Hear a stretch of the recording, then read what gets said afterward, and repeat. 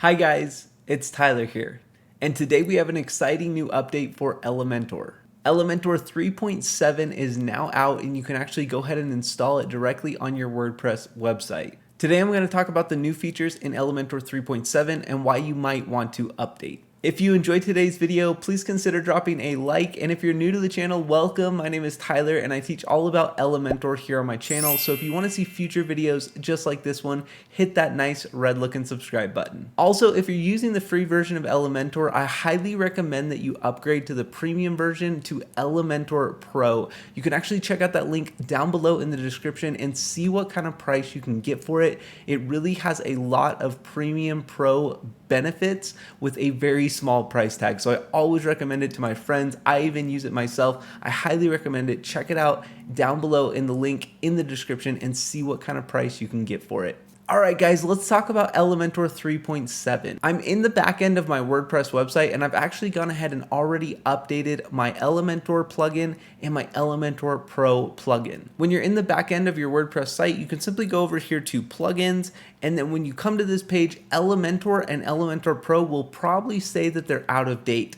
Also, a warning message may pop up that suggests that you back up your website before you do this update. And you absolutely should. You absolutely should back up your website before you do this update. I just want to make that clear. You absolutely should back up your site. If you're running on Elementor Cloud, again, you can check out that link if you need Elementor Cloud, which is hosting and Elementor Pro. The link is down below in the description. But if you're running on Elementor Cloud, you actually automatically have auto daily backup. So your website has been backed up, but if you've made changes since logging in today, you may want to set a manual backup. For anyone that's not on Elementor Cloud, see if you can get backups and make sure you back up your website completely before updating. And not to freak you guys out, but the reason I'm taking this so seriously is because as soon as I updated, I went to my pages to see what the Elementor editor looked like, and it said a fatal WordPress error has occurred, and it sent me an email directly from WordPress saying that a fatal error has occurred on my website.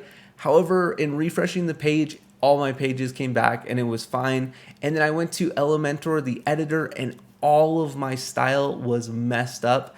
In refreshing the page, again, it all came back. It was okay. So if you guys do run into issues, make sure you have a backup, and then also just refresh the page a few times. Give it a few minutes to kind of completely finish the update and then see if that fixes the issue. With that out of the way, Elementor 3.7 is a really awesome update with cool new features. I'm not sure if this is a software term, but in gaming, they call this type of update a quality of life update, and it's because it's improving the user experience and the overall graphical user interface, as well as some other things. So let's just jump in. Now we're here in the Elementor editor on my homepage, and let's say we want to move this text right here. We can just simply click edit, go to advanced, go to margin, and we can type in maybe a 50 margin move. That kind of moves the text, right? And then we have little arrows that we can actually adjust it slowly there, or we can unlink the values right here. But in Elementor 3.7, they've added a cool feature that I use in video editing for different amounts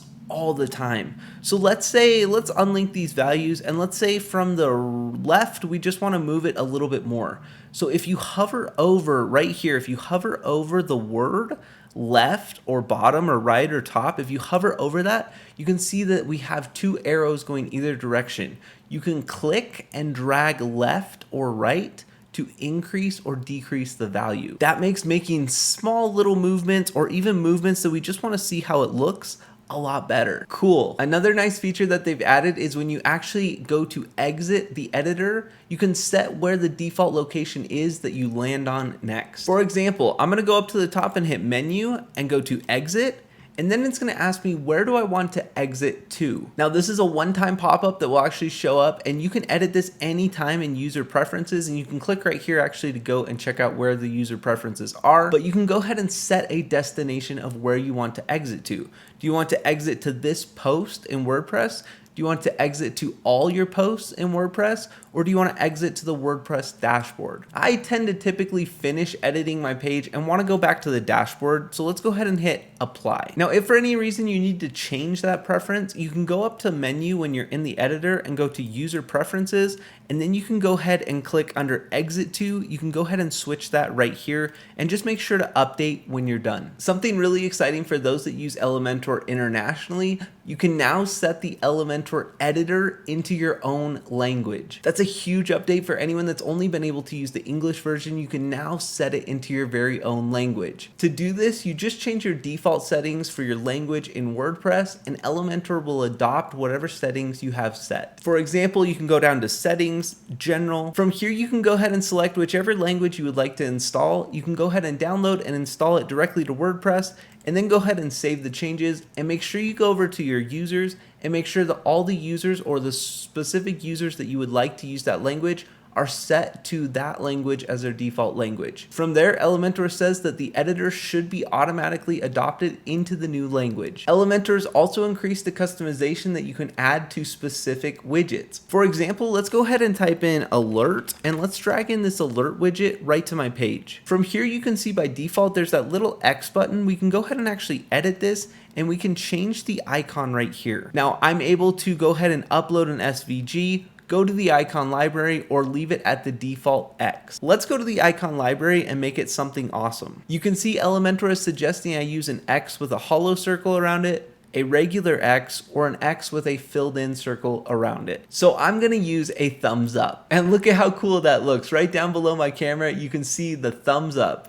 Also, this is a great time to like the video. So what else can be customized? Well, if you actually drag in a video, you can now actually customize the play button. All we need to do is go ahead and close out the video settings here and go to the image overlay and turn the image overlay on. From here, you can see again, we have the icon, the default icon. We can upload an SVG, or we can go ahead and go through the icon library. I'm gonna go to the font awesome regular. Let's find something that would work. How about the eye, so we can actually see what is going on? So right here, you can see that the play button is now an eye, and when I click on it, it should play the video. And the last item they've added this feature to is the image carousel. I went ahead and added some images, and you can now see we have these arrows on the left and right that we can simply use to scroll and navigate the image carousel. And right over here on the left, we now have options for previous arrow icon and the next arrow icon with the same options as before. Let's go ahead and change them up just a little bit. Wow, I'm really liking this chevron with the filled in circle for the previous, and then for this one, we'll go ahead and switch this over to the chevron filled in for the next. Now look at this, we went ahead and did that, and you can see it reflected those changes, and now we can use these icons to navigate the image carousel. And of course, if we need to make them bigger, we can do that under the style settings, and you can really see how the customization is really coming together here for our image carousel. These are some of the newest features that Elementor has added to help us customize our websites even more. If you guys want to get full access to Elementor Pro, definitely check out that link down below in the description and see what kind of price you can get for it. It really is a fantastic price for an incredible plugin. And if you guys enjoyed this video, be sure and drop a like. It would really help boost this video in the YouTube algorithm. And if you guys haven't subscribed, consider tapping that nice red looking subscribe button and join the family and check out other Elementor videos just like this one. Guys, thank you so much for watching. Be sure and check out my other videos on my channel about Elementor, and have a great rest of your day. Take care.